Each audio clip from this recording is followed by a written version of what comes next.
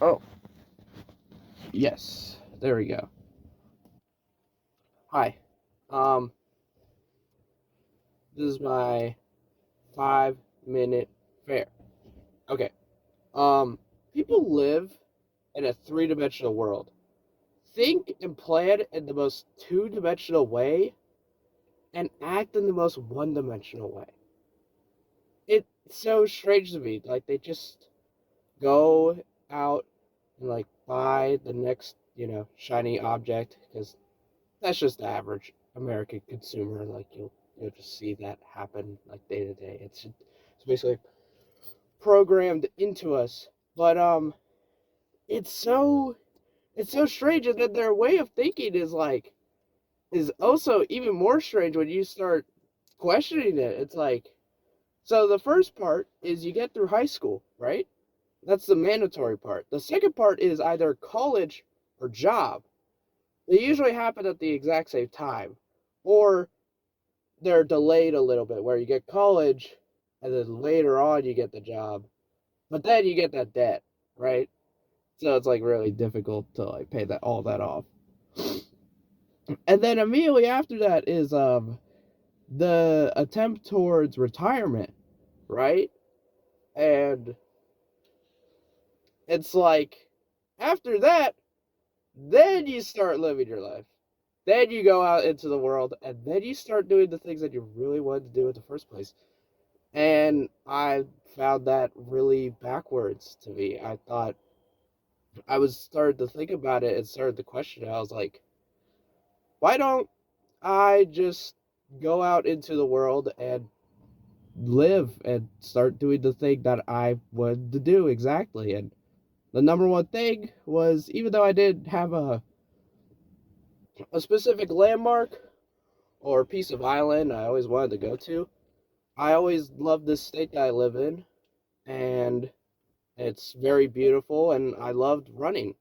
So I'm gonna start running, and I'm gonna just start like having fun with it and just not thinking too hard about it and not really caring what other people think, because it's really hard to even justify this kind of like this altered and new kind of nomadic lifestyle you're about to live. And it's really hard to tell the people who live in a three-dimensional world, think in a two-dimensional way, and act in the most one-dimensional way. It's hard to convince them about this because it's near impossible.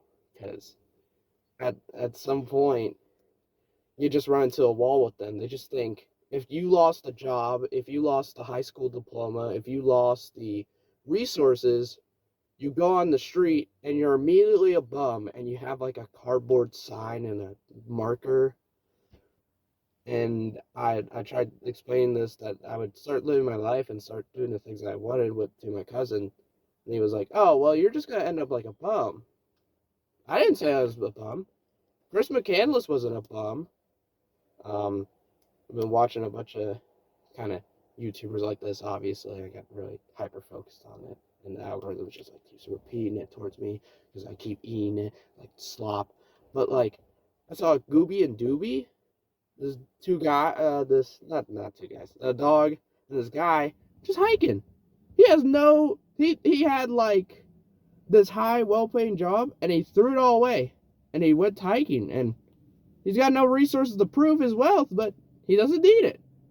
Same with Timothy Ward.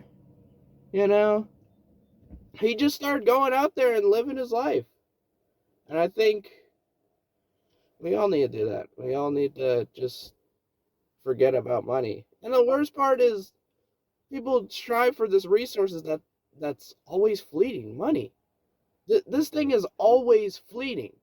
Like I actually had a little bit of a little scare yesterday, a couple days ago. My online banking had a glitch, and it went from two accounts. I had a savings and a checking, obviously, and it went from $6,700 to $1,700. And that's because I had 5,000 in my savings, and I thought I literally just lost $5,000 overnight.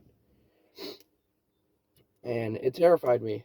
So, and I was like, why go after money? Why go after this fleeting resource? Anyways, I think that was about 5 minutes. Something like that. See ya.